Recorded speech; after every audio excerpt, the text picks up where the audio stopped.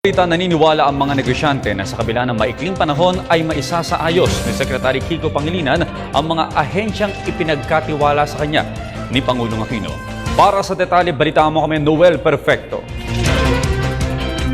Pinuri ni Chairman Jesus Aranza ng Federation of Philippine Industries Incorporated ang pagpili ng Pangulong Benigno Aquino III kay dating Senador Francis Pangilinan bilang Presidential Advisor for Food Security at Agricultural Modernization para magsagawa ng mga pagbabago sa apat na ahensyang dating nasa ilalim ng Agriculture na kasalukuyang isinailalim na sa Office of the President.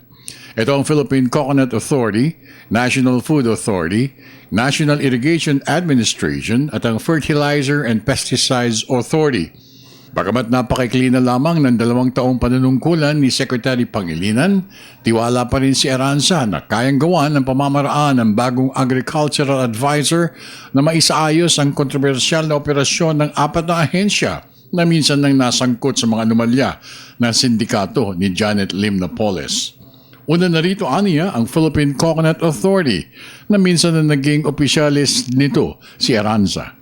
Development of high-value products from coconut and to utilize all the parts of coconut tree. Kaya nga tinawag natin tree of life. We utilize the water, we utilize the meat, we utilize the bao, we utilize into coconut charcoal and activated carbon, which will command higher price in Japan and in China.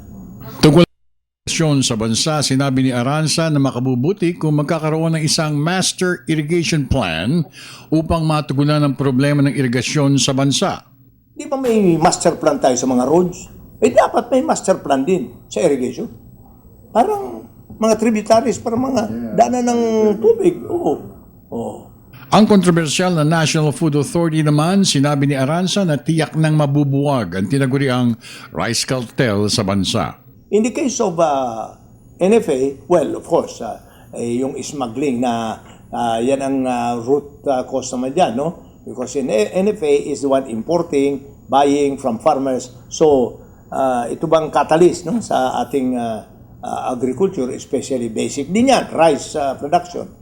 At ang pinagmulan ng lahat ng anomalya sa mga fans scams, ang Fertilizer at Pesticide Agency, sinabi ng businessman na mahalagang mabuwag na ang sindikatong responsable sa pagpapahirap sa mga magsasaka sa buong bansa. Tama-tama ho yan. Two things that can be of help. Of course, hindi tayo nagpipilit na ino-offer lang natin. Ino-offer ko yung sa coconut and at the same time, my advocacy, which I've been doing for almost 3 decades, yung anti-smuggling. Para sa Telebisyon ng Bayan, ako naman si Noel Perfecto.